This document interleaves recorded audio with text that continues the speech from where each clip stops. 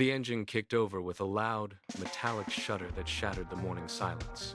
Elias gripped the throttle, feeling the vibration travel up his forearms and settle into his chest. It was 0600 hours. The horizon was still bruised with the dark purple of pre-dawn, but he did not wait for the sun. He checked the straps on the pack secured to the sissy bar, pulling the nylon webbing until the buckles bit into the frame. Everything was tight. Everything was ready. He had 600 miles of asphalt between him and the gates of Fort Jackson, and he had exactly 3 days to bridge the gap. He rode the bike onto the street, the tires crunching over loose gravel before hitting the smooth, cold surface of the main road. He shifted into first gear, the transmission clicking into place with a heavy mechanical thud. He twisted the throttle. The rear tire gripped the pavement, and the machine surged forward, pulling him away from the curb and onto the empty interstate. The wind hit his face, sharp and blinding, but he did not blink. He leaned into the curve of the on-ramp, watching the city lights blur into streaks behind him. The mission had begun, and there was no turning back. The first day dissolved into a relentless blur of gray asphalt and biting wind. Elias did not stop for anything but fuel and black coffee. He drank it standing up, his eyes fixed on the horizon, his hands shaking slightly from the constant, high-frequency vibration of the handlebars. By the time the sun dipped below the plains, his joints felt fused. He bypassed every motel, refusing to lose time to a bed. He pulled into a desolate rest area, killed the engine, and let the silence ring in his ears. He found a wooden bench, kicked off his boots, and tucked them under his head as a makeshift pillow.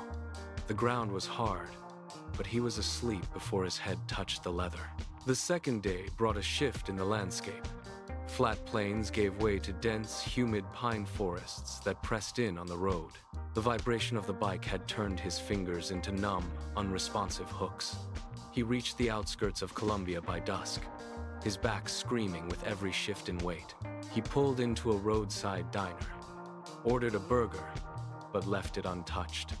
He stared at the map spread across the table, his calloused finger tracing the final route.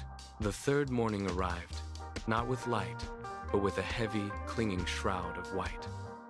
Elias pulled the motorcycle from the motel lot, the air thick with moisture that beaded on his visor.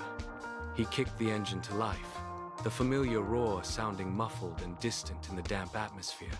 He pulled onto the road, but the speed he had maintained for 2 days vanished. The fog was absolute. It swallowed the road 10 feet ahead, turning the world into a narrow, gray tunnel.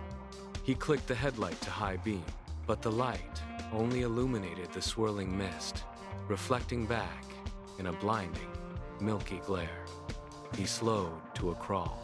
The vibration of the handlebars felt different now, sluggish and heavy against his numb palms.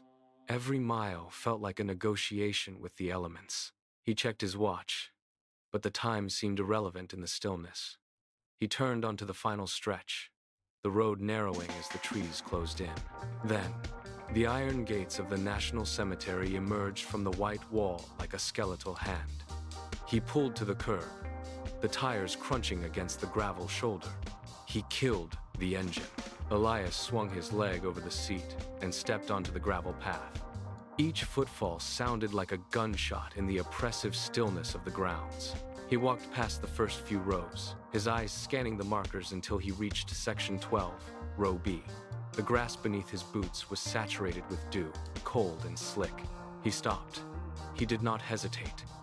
He lowered himself, one knee pressing into the mud, his weight settling into the earth.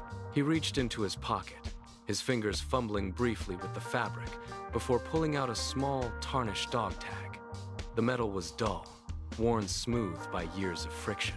He leaned forward and placed it gently onto the cool, polished marble of the headstone.